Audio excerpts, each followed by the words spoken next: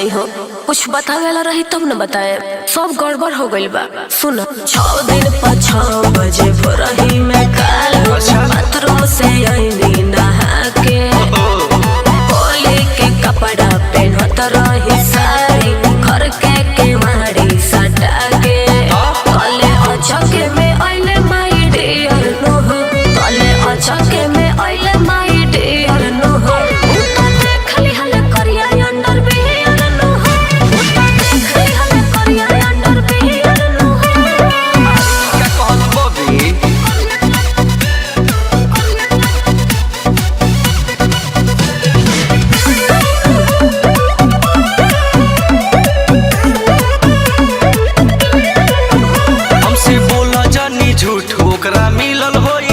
भोरे भोरे उठ उठ मजा ले ले होइलू, अरे सब जाना तनी हम।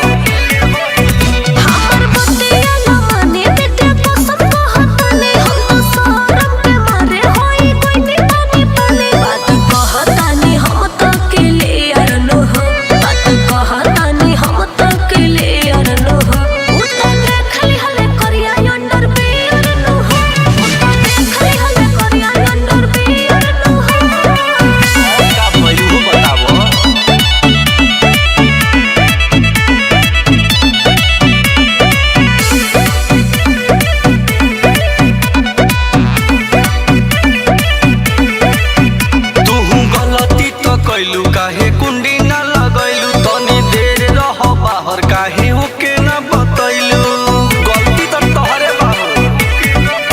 हमके रहे हर बोर्ड सब भइल गड़बड़, सोना बेहट पे नायक बड़ी लागल हमके डर। निर्मल योग से हो गइने लाल पियर नो हो, निर्मल योग से हो गइने लाल पियर नो हो।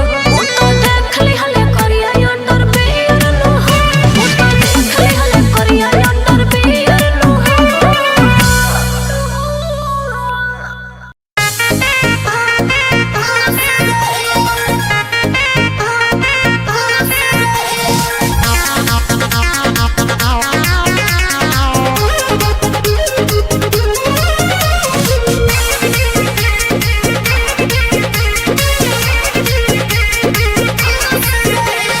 हमके बताव जब रहू तू कुंवारी, कोई को तू लइका पटोले रहू प्यारी। हमके बताव जब रहू तू कुंवारी, कोई को तू लइका पटोले रहू प्यारी। पर जब भइलू का कहा कइलू, अकेंगा होत तोहरा महसूस रहे।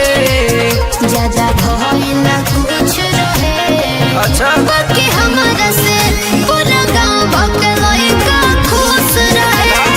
भइल ना कुछ रहे, बाकी हमरा से पूरा गांव के लइका खुश रहे। अरे ई का कहलू हो, सही कहतानी जी। अरे सब नाश कर देहलू।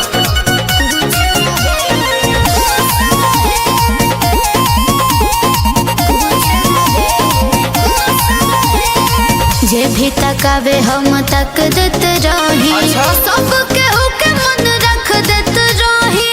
बुझल? अरे ठीका ले ले लुका, तू तो खेल लठाइल लागतारू जहरिए के। अरे ना हो। दोष तो हर नइखे, दोष बा उमरिए के। अच्छा। कोई गो के संगे तू फिल्म देखलू, हर के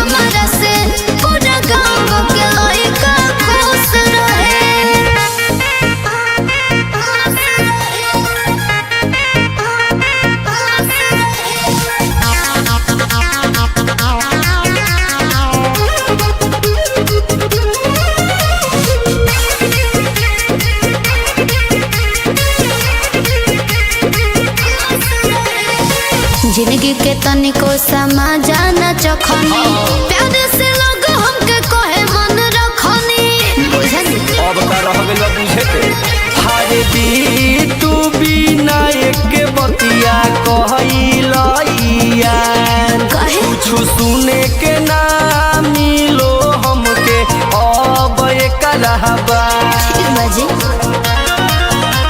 निर्मल योगेश के तू माने लू विशेष बोला तोहरा के दिले का घूस रहे ज्यादा भाई ना कुछ रहे बाकी हमारा से पूरा गांव भकलोई का खुश रहे ज्यादा भाई ना कुछ रहे बाकी हमारा से पूरा गांव भकलोई का खुश रहे। अच्छा ठीक बा केहू के जनई मत।